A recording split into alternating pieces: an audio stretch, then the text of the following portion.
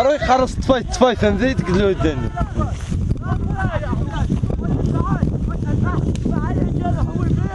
واحد ما فيكم من الرجال حويه خشتوها ديالي سواد اخرات عليك الفراس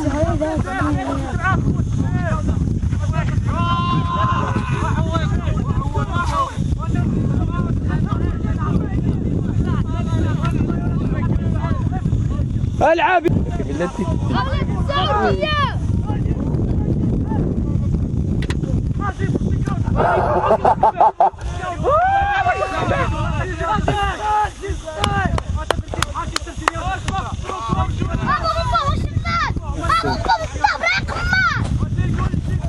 شو قاعد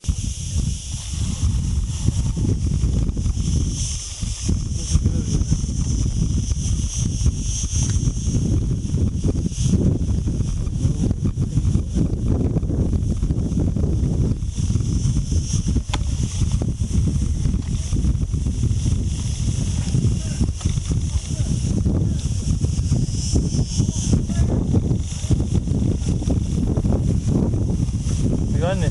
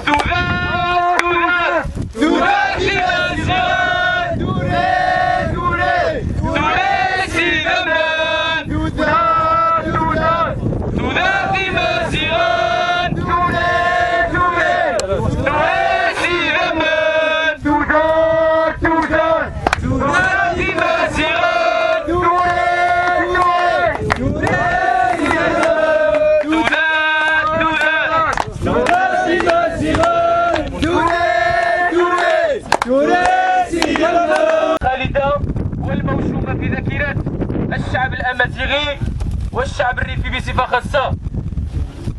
تحية نضالية عالية ووفاء لأرواح الشهداء التي سقطت فوق هذه الأرض الطاهرة. تحية المجد والخلود إلى الشهيد الأمير الشهيد محمد بن عبد الكريم الخطابي الملقب في أدبية مازيغان بمولاي محن، كذلك شريف محمد مزيان، عسو بسلام، بوحوح موازي، واللائحة طويلة على مستوى شهداء المقاومة المسلحة الذين استرخصوا دماءهم في سبيل أن ينعم الإنسان الأمازيغي بالحرية والكرامة والعدالة الاجتماعية بلغة مولاي محن.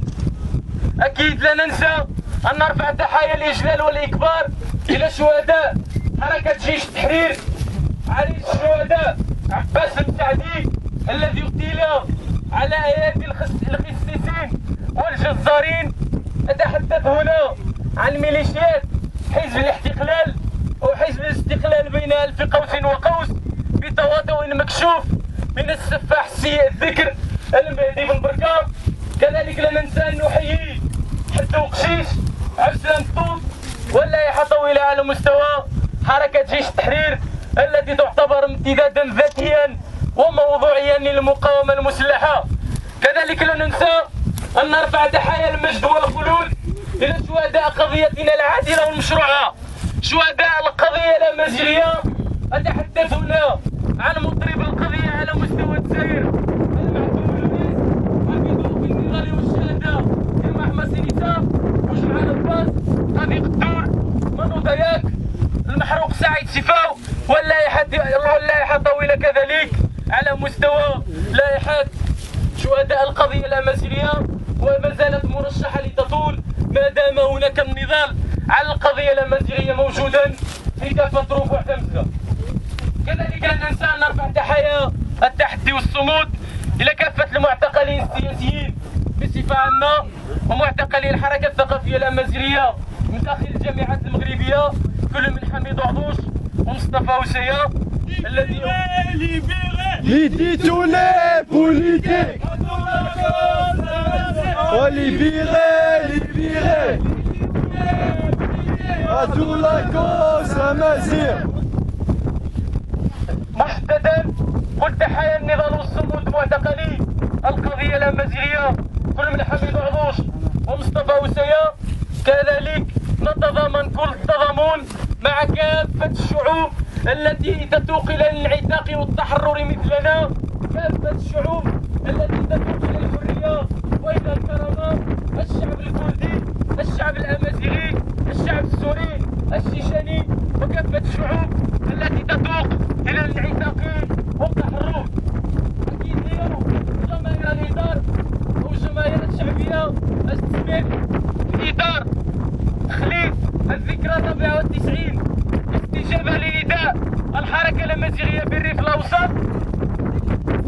اليوم كان شكل من أمام الجماعة أي فوق القاعة الجغرافية اللي وقعت فيها المعركة بشكل مباشر كيتم قمع هذا الشكل النضالي بدون سابق إنذار، قمع مباشر بدون مراعاة لا الحق الاحتجاج ولا شيء من هذا القبيل.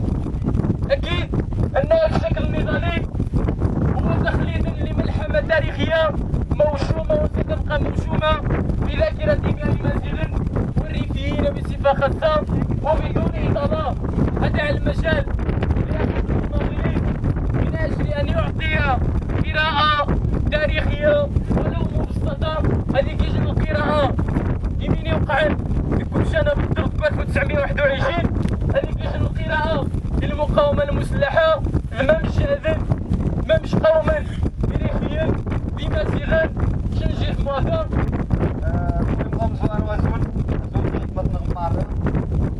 تحية النضال لجميع الوجوه الذوات المناضلة اللي كنريح النهار، يعني أشد بأيديهم على حرارة مع النهار صمود سن قاغا سندكم للنضال ودام هذا الأخير لكم دمتم صامدين صمودا جبال الريف.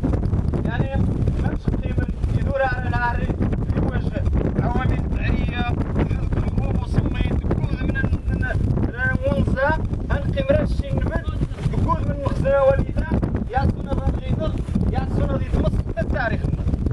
إذن وزيك في شواها هذا اللي يهمش وزيك في شواها، يعني هذا الإبعاد الاجتماعي الإقصاء الاجتماعي، وإنما يعطونا ضيط هذا اللي مصر التاريخ يعطونا ضيط حتى ينظروا. إذا في مستوى الأنوال مستوى حركة الأنوال من المقاومة المسلحة المقاومة الريفية الشرسة للاستعمار بالنسبة بالخصوص مستوى اثنين نحوال مستوى التاريخ مستوى الذاكرة والنظرة الاستراتيجية للتاريخ. يعني تطلق حوار من دو غيتجان قبر من يتجان ظهرة من دا يزرع عزة. يعني لا يمكن لأي شعب لأي أمة أن تقدم الكسورة في غزة الذي يدير التنمية الذي يدير الوعي الفكري الذي يعني جميع المستويات إلا هو يخصص نضال في التاريخ. النضال المزروي حماية السلميتيوة وحماية السد من سنة السنة. إذن مرة الشعب مرة أن أمة مستلبة التاريخ مطموسة التاريخ، يعني لا وجود لأمة طمس تاريخه عشان الشعب وغاس والتاريخ مطموس وغاس بالوجود. إذا مش ننسى جميع الشعار تحرير الريف معركة حرية ووجود. إذا مرنا الوجود عند الوالدة الشيء خصها السن نعرف. عموما في الخطاب الأمازيغي زبامي بالذات المعركة الأساسية هي شغل عاطفة النفس، ألا وهي معرفة الذات. معرفة الذات بالذات وتنجي حتى الياس حتى المغلاغينها من تحنا مكنديو لأن ربدا يدير طارقة من تحنا في غاصة مع استعمارية برد ونصرف طارقات بزيد وعرض التبع